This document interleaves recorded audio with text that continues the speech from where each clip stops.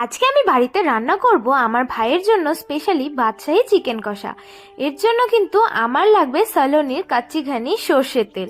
আমি দেখো 2 প্যাকেট নিয়ে নিয়েছি এখানে। তারপরে আমি কড়াইটা গরম করতে বসিয়ে দিয়েছি। এবার ওই কড়াইতে কিন্তু আমি কাচ্চিঘানি অয়েলটা দিয়ে দিয়েছি।